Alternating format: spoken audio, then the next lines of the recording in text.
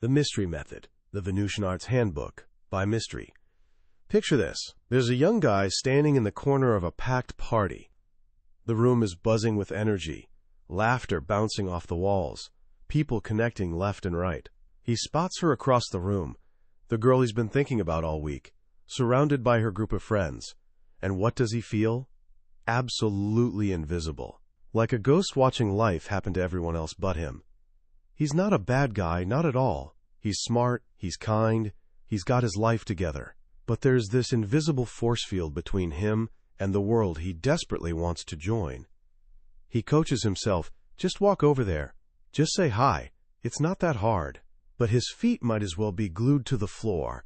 His heart is doing backflips, and there's this annoying voice in his head going, "What are you even going to say? They'll think you're a total weirdo. You're going to crash and burn." So what does he do? Nothing. He finishes his drink, quietly slips out the door, and heads home. Another Saturday night, stolen by fear and frustration. Sound familiar? Even just a little bit. Then you're exactly where you need to be. Because today, we're diving into a book that's basically a secret decoder ring for that exact situation. This book became an underground legend, whispered about in dark corners of the internet, passed between friends like some forbidden text. It's called The Mystery Method, and it was written by a guy who used to be that terrified person in the corner. He went by the name Mystery. Mystery, whose real name is Erik von Markovik, didn't just casually decide to get better at talking to people. He became absolutely obsessed with it. For over a decade, he devoted himself to answering one massive question. What is the greatest mystery in the universe? His answer? Women. But here's the twist. He didn't approach it like a romantic poet. He approached it like a scientist in a lab. He spent years in what he called the field, hanging out in coffee shops, malls, and nightclubs, constantly testing, failing spectacularly, observing everything, and slowly refining his approach. He treated every single conversation like an experiment, hunting for patterns in the incredibly complex dance of human attraction. What he built wasn't just a bunch of random tips. It was a complete system, a step-by-step blueprint for understanding social dynamics, from that very first hello, all the way to starting a real relationship. It worked so well that it created an entire underground movement and got featured everywhere from the New York Times to Elle magazine. Now, let's be real for a second. This book has stirred up some controversy. Some people have called the methods manipulative, and that's worth acknowledging. But to throw the whole thing out because of that would be missing something really powerful at its core. Because when you dig deeper, the Mystery Method isn't really just about dating. It's a book about conquering fear. It's about learning to direct your own social life instead of just watching from the sidelines. It's about understanding the silent language of attraction that's happening all around us every single day, whether we notice it or not. So here's my promise to you. By the time we finish this journey together, you're going to have a map. A real map that takes the mystery out of human connection. You'll understand the hidden psychological triggers that create that spark of attraction, the actual steps to building genuine comfort and trust, and most importantly, the mindset you need to walk into any room and feel like you belong there, like you're one of the most interesting people in that space. This isn't about faking it or becoming someone you're not. It's about unlocking the confident, socially savvy person who's already inside you, just waiting to come out. Let's dive in. To really get what the Mystery Method is all about, we need to jump in a time machine, way, way back. All the way to the very beginning of humanity. Mystery doesn't start his book with a cheesy pickup line. He starts with a heavy, biological truth. Every single living thing on this planet, from tiny ants to massive blue whales, is driven by two basic commands: survive and replicate. Think about that for a second. Our entire existence is built on this foundation. Everything we do, every feeling we experience, somehow connects back to these two ancient instructions. And this is the key that unlocks everything else in the book. The problem, as Mystery breaks it down, is that we're all walking around with outdated software running in our brains. Our emotional wiring was designed for a world that doesn't exist anymore.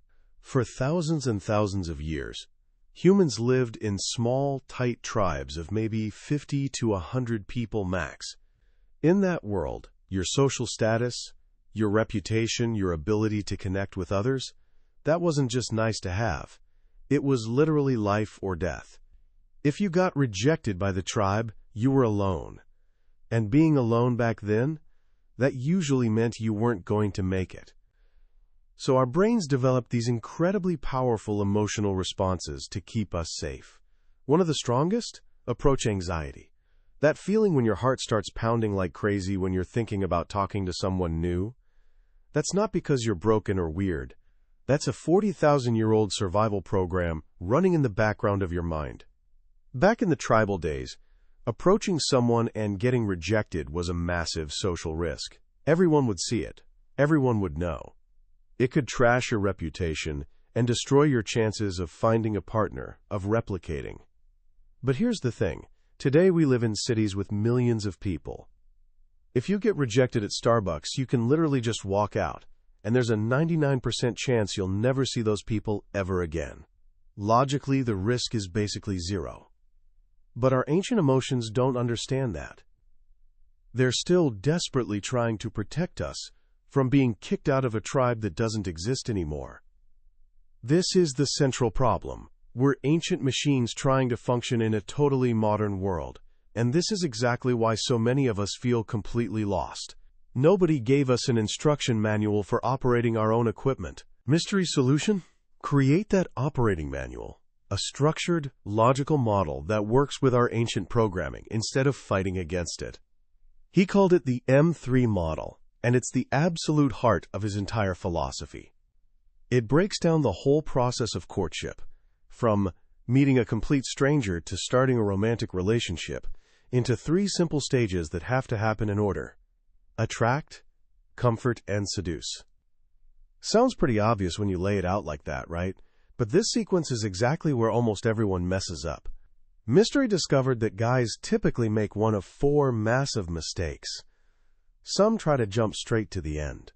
They go immediately for seduction, coming on way too strong, way too fast, making the other person super uncomfortable. He calls this the seducer approach. Others, and this is probably the majority of nice guys, start in the middle. They try to build comfort first. They walk up and say something like, "Hi, my name is Joe, what's yours?" Trying to have this logical, polite conversation. But here's the problem. Without any initial spark of attraction, this just feels boring and low value to a woman who's already had a dozen other nice guys do the exact same thing that day. It triggers what Mystery calls her protection shield, that polite but super firm wall that goes up to block off uninteresting advances. The third mistake? Getting the attraction part right, but then skipping the comfort stage entirely, moving way too fast, and creating what he calls buyer's remorse. And the final mistake is building both attraction and comfort successfully, but then never taking that final step, getting permanently trapped in the dreaded friendship zone. The entire Mystery method is built around executing these 3 stages in the right order, without skipping any steps. So let's start at the beginning, with the most misunderstood and absolutely crucial stage of all, attraction. Mystery's most famous statement is this: attraction is not a choice. You don't consciously decide who you're attracted to. It's an emotional response, a feeling that just happens to you. It gets triggered by certain signals, what he calls attraction switches. Just like a stunning supermodel might flip a guy's attraction switches for youth, health, and fertility, a man can actually learn to flip a woman's attraction switches, but for a completely different set of qualities. So what are those switches? Here's the surprising part. It's not about being the best-looking guy in the room. In fact, Mystery points out that for women, physical appearance only accounts for maybe 20% of their attraction triggers. The other 80%? That's tied to survival value. Does this guy have high social status? Is he a leader? Is he confident? Is he funny? Is he protected and respected by other people? Is he ambitious and passionate about his life? These are the qualities that, for thousands of years, signaled a man who could protect and provide for her and her children. Her emotional circuits are incredibly finely tuned to pick up on these signals. The goal of the first phase, what he calls A1, the approach, and A2, female-to-male interest, is to demonstrate these qualities. He calls this DHV, which stands for demonstrating higher value. But here's where it gets tricky. There's a paradox. The very moment you try to impress someone, you instantly signal that you have lower value than them. The person seeking approval is always the one with lower status. So how do you demonstrate value without looking like you're desperately trying to? This is where the method gets really clever. It's all about being indirect. It's about revealing your personality through stories, humor, and observations, rather than just stating facts about yourself. For example, instead of saying, "I'm a successful musician," you tell a funny, engaging story about some crazy thing that happened on stage during your last tour. You let her connect the dots herself. One of the foundational techniques for this is what he calls the opener. The opener is not some cheesy pickup line you memorized. Its only purpose is to start a conversation with a group of people. And Mystery really emphasizes this. Always approach the group, not just the individual woman you're interested in. You do it in a way that's indirect and low pressure. A classic example is the jealous girlfriend opener. You and a friend walk up to a group and say something like, "Hey guys, we need a quick opinion on something. My friend Dave is still friends with his ex-girlfriend, and his new girlfriend wants him to burn this old box of photos and letters. Who's right here?" Notice what's happening. You haven't complimented anyone. You haven't asked for their names. You definitely haven't hit on anyone. You've just opened up this fun, slightly dramatic topic that everyone, especially women, absolutely loves to have an opinion about. You're not seeking their approval at all. You're actually asking for their help or their perspective. You've created this social hook, and by doing that, you've completely bypassed their protection shields. Now here's where it gets really counterintuitive. While you're demonstrating all this value, you also have to show disinterest in the specific woman you're actually attracted to. This is maybe the most backwards feeling part of the entire method. He actually advises you to focus most of your attention on the other people in the group first, what he calls the obstacles. Why would you do that? Because of another powerful attraction switch called preselection. Humans, just like a lot of animals, are social creatures. We look to other people to validate our choices. Mystery uses this example of the grouse, which is a type of bird. A male grouse sitting alone will have a really hard time attracting a mate. But if you place a stuffed female grouse next to him, real female grouses will suddenly become interested and start approaching him. When you walk into a group and win over the friends first, you're being preselected. The woman you're interested in sees that other people genuinely like and approve of you. This sends a signal to her ancient brain that you're a safe, high-value person. If you can make her friends laugh and enjoy talking to you, she's going to start getting curious about you. This is where another one of Mystery's most famous, and definitely most controversial, techniques comes into play. The neg. Now, a neg is not an insult. Let me say that again, because people get this wrong all the time. It is not an insult. An insult is actually a demonstration of low value. A neg is a playful, slightly backhanded compliment, or a little statement of disqualification that shows you're not desperately trying to impress her. For example, she says something funny, and you playfully tell her, "You are such a dork." Or you glance at her nails and casually say, "Those are nice, are they real?" It's a gentle challenge. It breaks the predictable pattern she's used to, where guys are constantly showering her with compliments and putting her on this pedestal. It communicates that you have standards, you've got a playful edge, and you're not completely sold on her just yet. It actually makes her feel like she has to work a little bit for your approval, which creates a surprisingly attractive dynamic. This entire phase is like a carefully choreographed dance. You demonstrate value to the group, you win over her friends, and you playfully challenge her a bit, all while seeming like you might leave at any moment. He does this by using what he calls false time constraints, like saying, "I can only stay for a minute, but I had to ask you guys." This creates this powerful sense of curiosity and even a little fear of missing out.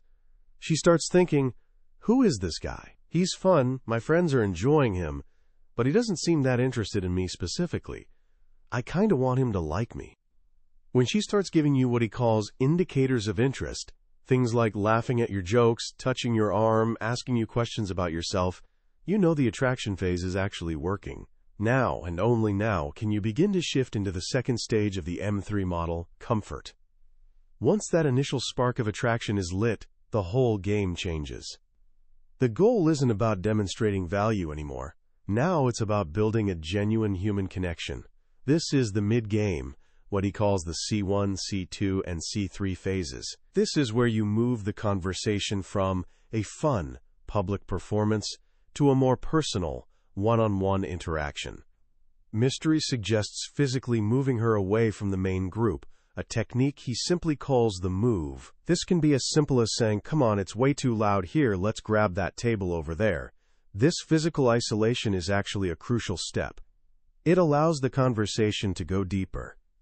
In the comfort-building phase, the whole tone changes. You're not the cocky, funny performer anymore. You become more grounded, more real. You start sharing actual things about yourself and asking deeper questions. This is where you find things you have in common.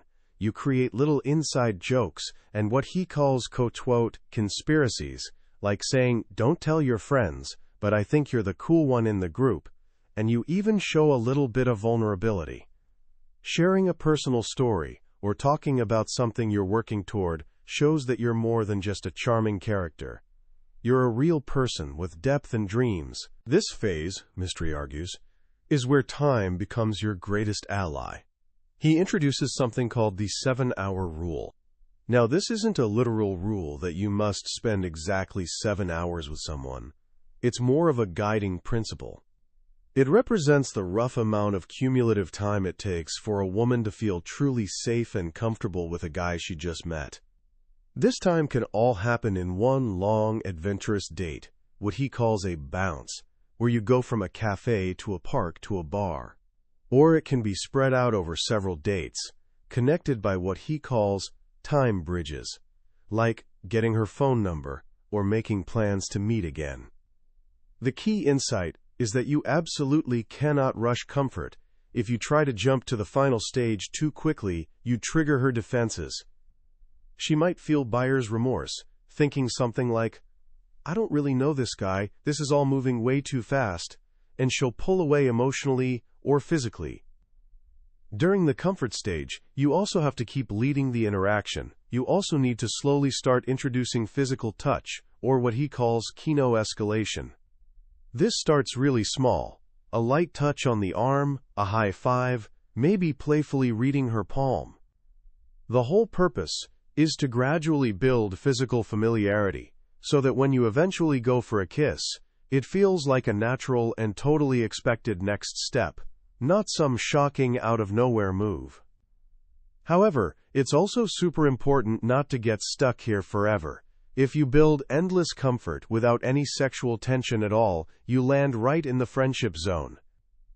She'll see you as a great guy, maybe even like a brother, but definitely not as a romantic partner. You have to keep that attractive, masculine edge, that sense that you are a potential lover, not just another friend. This balance is a delicate thing that you calibrate through practice and paying attention. When you feel like a deep sense of rapport and trust has been built, and that 7-hour clock has roughly run its course, you're ready to enter the final stage of the M3 model, seduction. The seduction phase, or the end game, is maybe the most delicate of all three stages. Mystery frames this not as some kind of conquest, but as structuring an opportunity for mutual seduction to occur. By this point, if you followed the model correctly, the attraction is high, and the comfort is deep. The desire is actually mutual. Your job is simply to guide the practical logistics to a private location where intimacy can happen naturally. This is where a guy's leadership gets tested the most. The book really emphasizes the importance of what it calls plausible deniability. For deeply rooted social and evolutionary reasons, a woman needs to feel like she was swept up in the moment, that, quote, one thing just led to another. She can't feel like she's solely responsible for the sexual outcome, or what he calls her anti-slut defense will kick in. This is a powerful psychological interrupt designed to protect her reputation and social standing. So instead of a blunt invitation like, let's go back to my place and have sex, a more calibrated approach would be something like, hey, I have this amazing bottle of wine at my place, and I have to show you my absolutely terrible guitar skills. Let's stop by for a bit on the way to that late-night diner I told you about. This provides a logical, non-sexual reason to go to a private place, allowing her to relax and let the romance unfold naturally without feeling pressured or judged. Even in those final moments, Mystery prepares his students for what he calls last-minute resistance, or LMR. This is not a rejection. He explains it as a final, instinctual safety check from her ancient brain. It's a moment of emotional vulnerability, where she might say something like, I'm not sure if this is a good idea. A guy who gets scared, angry, or frustrated at this point will absolutely fail. The correct response isn't pressure or trying to convince her. It's reassurance. You pause, you stay calm, and you say something like, it's totally okay, we'll just relax. By being completely unaffected and understanding, you demonstrate that you're a safe person to be vulnerable with, and her resistance will often just naturally melt away. Ultimately, the entire M3 model is a journey. It starts with creating a spark of attraction by demonstrating value and being a bit of a challenge. It moves into building a deep, trusting connection through shared time and experiences. And it wraps up by leading confidently and respectfully to a place of mutual intimacy. It's a roadmap designed to take the chaos and fear out of social interaction and replace it with structure, understanding, and a repeatable process for success. It's a method for becoming the guy who doesn't just watch life happen from the corner of the room, but who has the confidence to step into the center and actively create his own reality. When we step back and look at the mystery method from a broader perspective, it's pretty clear why it became such a phenomenon. It took something that feels totally mystical and unpredictable, human attraction, and broke it down into a logical, learnable system. For a whole generation of young guys who felt socially lost and anxious, this book was way more than just a dating guide. It was genuinely a lifeline. It gave them a sense of control and a clear path forward, where before there was just confusion and fear. The most powerful lesson, I think, isn't found in any single technique or clever line. It's in the underlying philosophy that your social life is something you can actively build and shape, not just something that randomly happens to you. The idea of focusing on process over outcome is incredibly liberating when you go out with the simple goal of practicing a skill, like having 3 genuinely fun conversations, telling one good story, or making just one person laugh. You completely detach your ego from the result. Rejection stops being this crushing personal failure. It just becomes data. It's feedback that helps you adjust and calibrate for the next time.